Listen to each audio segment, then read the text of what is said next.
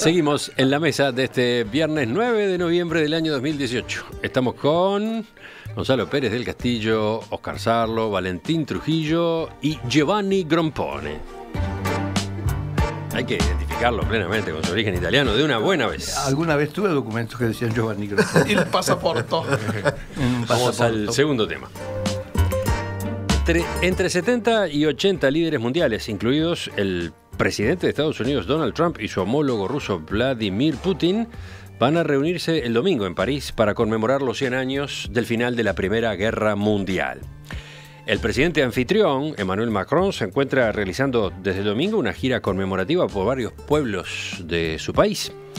Antes de iniciar la recorrida, hizo un llamado contra los nacionalismos y dijo que hay similitudes entre los tiempos que vivimos y el periodo entre las dos guerras mundiales. Macron es quien va a encabezar el domingo un foro sobre democracia y multilateralismo en el que, se sabe, Trump no asistirá. El armisticio que acabó con la guerra fue firmado en un vagón de tren el 11 de noviembre de 1918 en Compiègne, en el norte de París. El conflicto dejó entre 10 y 11 millones de soldados muertos y unos 20 millones de militares heridos o mutilados, así como víctimas civiles que llegaron a más de 7 millones. Juan, dale. Bueno, las guerras de reparto del mundo empezaron con el capitalismo, es decir, empezaron más o menos en 1500. Y la primera guerra de reparto del mundo fue pacífica, increíblemente. Es decir, que fue la disputa entre España y Portugal por el dominio del mundo. Y se llegó a una solución pacífica cuando el Papa dijo, bueno, tracemos un meridiano, que luego se conoció con el nombre de meridiano de Tordesillas, que decía a tantas leguas de las islas de Cabo Verde, es de un lado de España y del otro lado de Portugal. Bueno, menos de un siglo después, ocurrió una Segunda Guerra Mundial, que es así, una guerra verdadera, que fue la Guerra de Independencia de Holanda. En este caso, Inglaterra y Holanda peleaban contra España y Portugal por el reparto del mundo. Es decir, precisamente, Holanda peleaba por la independencia y por conquistar un pedazo de las Molucas y conquistar algunos territorios en América, por ejemplo Manhattan, en el Caribe, como por ejemplo que todavía los tiene, en el Brasil, que también los tiene. Inglaterra hacía lo mismo, es decir, quería colonias en América y en Asia, y se las quitaba a España y Portugal. Bueno, un tercer enfrentamiento ocurrió muy pocos años después, la llamada Guerra de los 30 años. En este caso se sumó Francia al reparto del mundo. Entonces Francia, Inglaterra y Holanda peleaban contra España y Portugal, precisamente para seguirle despojando pedazos a las colonias. Luego hubo una gran guerra holandesa y una guerra de alianzas, en que francamente se unieron Inglaterra y Francia, ahora contra Holanda y España. Es decir, ya Portugal había más o menos salido fuera de la cuestión. Luego viene una de las grandes guerras mundiales, la guerra que ocurrió en 1700, que se llama Guerra de la Sucesión de España, que fue la guerra de Inglaterra y España ahora viejos, ahora aliados, contra Holanda y Francia. Es decir, que en otras palabras se tenía que reacomodar el mundo. Un siglo después ocurrieron las guerras napoleónicas. Estas guerras tuvieron la virtud de que fueron la única guerra mundial que realmente tuvo un pedazo en el Río de la Plata. Si las invasiones inglesas en el Río de la Plata fueron un coletazo de esa guerra mundial contra, que se llaman con las guerras napoleónicas, que básicamente los grandes competidores en este caso eran Inglaterra y España contra Portugal y Francia. Es decir, como ven, las cosas se reacomodan todas las veces de distinta manera. Y así llegamos a la llamada Primera Guerra Mundial, que en realidad en esta cronología es la sexta. Pero sí, yo he dejado algunas por el camino, es decir, que la numeración de las guerras mundiales es un disparate, ¿no? Es decir, como mínimo, la Primera Guerra Mundial es la Sexta Guerra Mundial. Y la Sexta Guerra Mundial fue Inglaterra, Francia y Rusia contra Alemania, Austria y Japón. Y bueno, esa guerra terminó muy mal, es decir, prácticamente se continuó con la llamada Segunda Guerra. Es decir, yo diría que la Primera y la Segunda Guerra fueron la misma. Simplemente hubo una paz tensa en el medio. Paz tensa que, como dijo Keynes, con esta paz que hemos hecho, esto termina en guerra inmediatamente. Es decir, Primera y Segunda Guerra Mundiales son la misma cosa. Y la única diferencia es que en la Segunda Guerra se sumó Rusia, y la Unión Soviética en este caso, y Estados Unidos. Y los otomanes. Sí, pero digamos, estoy poniendo los más importantes, ¿no?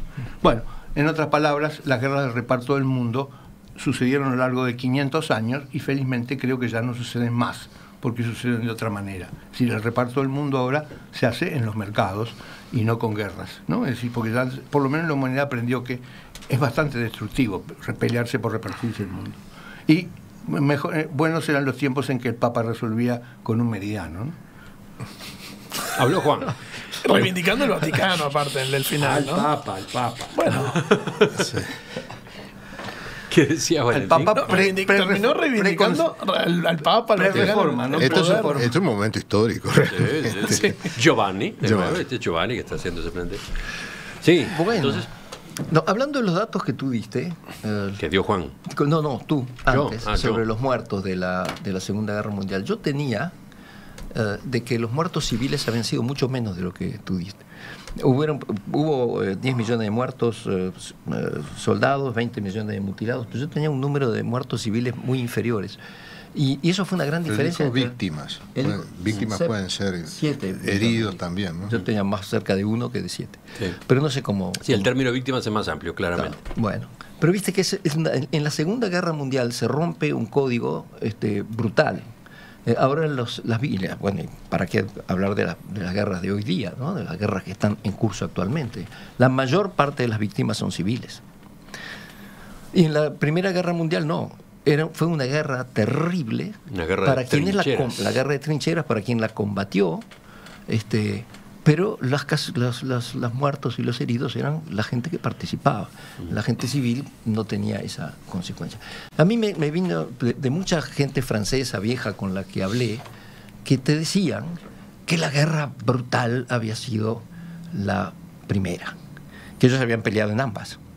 Y que la segunda, bueno, estaban con los franceses libres, con De Gaulle, y los habían tirado en paracaídas sobre Francia y la gente los había recibido. Bueno, dice que para ellos, que pelearon las dos, la Segunda Guerra Mundial fue un paseo comparado con la primera, ¿no? Y eso siempre me llamó la atención, porque había una coincidencia. Entre comillas, Tanto entre como comillas, eso, entre me comillas. parece. Comparado con la primera. En la primera estaban metidos en la tierra y ni comían. Digo, Y además cosa- con armas químicas, hubo No, armas químicas. Claro, ahí está. La primera tuvo eso de las trincheras, una crueldad fenomenal, sangre. Y la aparición de los aviones, hambre. que era otra cosa muy... Pero el Y, desembarco y en la guerra Normandía. química, ¿no? Los gases, fue ¿no? terrible. Los gases, Pero no también. estaban los franceses los ahí. tanques. Ah, bueno, claro. Decía Juan, los aviones, a ver, la tecnología, ¿no? Perdón, el debut, entre comillas, de cierta tecnología. Los aviones que estaban arrancando, los tanques de guerra, bueno, el gas mostaza, creo que fue el inicio guerra de Napalm química. también. Ahora, bueno, esto se puede mirar por la guerra en sí mismo como el problema que está detrás es cómo prevenir la guerra, cómo evitar la guerra, ¿no? A mí me parece que lo interesante es que el final de la Primera Guerra Mundial fue por primera vez hay una reflexión en torno a cómo prevenir futuras conflagraciones de esa envergadura, ¿no? Y ahí creo que generar la crítica de que fue una solución equivocada, en varios sentidos, ¿no? Primero porque se trató de prevenir la guerra sobre la base de un arreglo territorial, o sea, un arreglo de orgullos nacionales, sometiendo a otros. Y esto fue un mal arreglo, porque Hitler generó a Mussolini, a los nacionalismos, y esto, bueno, para sacar consecuencias para ahora, ¿no? Y tuvo otros errores. Por ejemplo, la Sociedad de las Naciones no incluyó a una de las potencias principales, Estados Unidos, que prohijó toda la solución, pero él no firmó el tratado ni formó parte de él. Por lo tanto, la potencia que emergía en ese momento como la más importante potencia económica y militar quedaba fuera del acuerdo. Y la segunda cuestión, o dos cuestiones más que tienen que ver con la construcción institucional de la paz mundial, es que rechazaron la idea de establecer un tribunal internacional que resolviera los conflictos entre estados. Y esto fue un déficit también por el lado del desarrollo institucional. Y la tercera cosa era la ingenuidad que todavía en la salida tenía un giro romántico, que era creer que la paz mundial iba a venir de la mano de lo que ellos llamaban una sociedad de los espíritus, ¿no? Donde convocaron a los grandes científicos, Einstein, escritores, estaba Paul Valéry, Bertrand Russell no, en la primera etapa no, pero hubo varios, sí, Paul Valéry estaba, no recuerdo ahora, Faucillon, en fin, había varios grandes intelectuales de aquel momento que empezaron a crear ese cenáculo que era el Instituto de Cooperación Intelectual Internacional, donde supuestamente iban a generar una comunión de espíritus para evitar la guerra. Una ingenuidad total. Lo primero que hicieron los alemanes fue retirarse, y los intelectuales y los italianos también. Y los intelectuales se pelearon. Pero después jugaron un papel importante durante la Segunda Guerra Mundial. Pero de todas maneras eso fue un fracaso. Y me parece que de estas cosas se aprendió algo a la salida de la Segunda Guerra Mundial, ¿no? Primero se entendió que no podía construirse un orden mundial sobre la humillación de ninguna nacionalidad. Segundo, que había que apostar a que todas las potencias estuvieran metidas en la organización. Estados Unidos quedó adentro esta vez. Y además se le dio un gran perfil a la Corte de la Haya, que fue una tentativa de una especie de poder judicial mundial, que es lo que se ha estado construyendo todos estos 70 años, digamos, un gran Estado mundial, ¿no? Claro, pero retomando cosas que dijeron los tres, me parece, con lo último, lo que decías tú, Oscar, justamente la Haya, por ejemplo, no tiene ningún tipo de jurisdicción sobre Estados Unidos, por ejemplo. Los generales o los gobernantes norteamericanos que actúan sí sobre el mundo y han fungido como policía mundial no tienen... Sobre el tribunal de la Haya. La Corte Penal Internacional. La Corte Penal Internacional, el Tratado de Roma, digamos, que es la última que Estados Unidos no suscribió para no ser responsable de su gobierno. Pero la Haya sí, la Corte Internacional sí. Bueno, entonces quizás sea una cuestión fáctica que deciden, ese tribunal decide mirar para otro lado en el caso de algunos crímenes cometidos por no tengo entendido, Valentín, que tenés razón en el sentido. Una cosa es la Corte Penal Internacional y la otra es la Corte Internacional de Justicia, ¿no? Funcionan en la misma pequeña ciudad, es cierto. Pero ha habido fallos de la Corte Internacional de la Haya, si no recuerdo mal, un fallo entre Estados Unidos y Nicaragua sobre aguas territoriales que fue desfavorable a Estados Unidos no le hizo caso. No, entonces, está bien, bueno, en la Corte Internacional es más o menos lo mismo. Es decir, si tú decís que sí perteneces y respetás, pero después no respetás los fallos, no lo estás respetando. Claro. Yo quería plantear que después del largo recorrido histórico que hizo Juan, muy ilustrativo, polémico también, ¿no? Porque en algunos casos creo que hay algunas guerras que no sé si responden exactamente a esos motivos. Creo que te faltó toda la parte de las guerras de religión, que también en su momento fueron bastante mundiales. No existen guerras de religión, hay solo guerras económicas. ¿Y la guerra de independencia? ¿Qué? ¿Las guerras de independencia? Las guerras de independencia son guerras económicas, son contra los monopolios coloniales, clarísimo. También te las comiste, no las mencionaste. Pero no son mundiales. Yo creo que la primera fue realmente la octava guerra mundial. No, y me quedé yendo específicamente a noviembre del 18 y lo que vino enseguida después, ¿no? Porque después nos abrimos mucho y está bien, porque creo que esta es una fecha que sirve de excusa al aniversario, pero toca otras épocas, ¿no? Yo quería resaltar la presencia uruguaya en todo esto, y que no es exactamente en ese vagón en Compiègne, pero sí un poquito después, porque es el embajador Juan Antonio Buero, que tuvo un papel importante en el Tratado de Versalles. Y esto quiero citar el libro de un colega y gran amigo además, que es Sebastián Pans, que escribió el libro de Cartas desde las trincheras, la presencia de uruguayos o de ciudadanos de origen uruguayo que pelearon en la Primera Guerra, y la relación que trabó con Woodrow Wilson, ¿no? Recién cuando se hablaba de Estados Unidos como el gran partero de la Sociedad de Naciones, pero luego quedando por fuera, ¿no? Y en el año 19 se transforma en un gran paladín de la paz, de la libertad. De hecho, pasó que en muchos lugares del mundo hubo niños que se llamaron Wilson, como Wilson Ferreira, por ejemplo.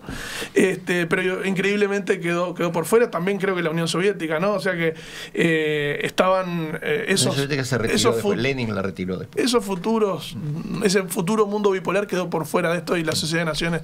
Ahora, si bien es cierto que quedó muy herido el orgullo alemán, ¿no? Pero los alemanes veían, yo no sé si todo el mundo tiene claro, pero los alemanes firman una paz en 300 kilómetros dentro del país que habían invadido, sin tener mayores derrotas militares y teniendo un número de bajas similar al de los aliados, firman una paz y una rendición con una cantidad de multas que luego provocan los terribles desequilibrios económicos en Alemania durante la década del 20, y eso da pasto a que surjan movimientos como el nazismo, por ejemplo, entre otros, y la opinión pública no entendía nada.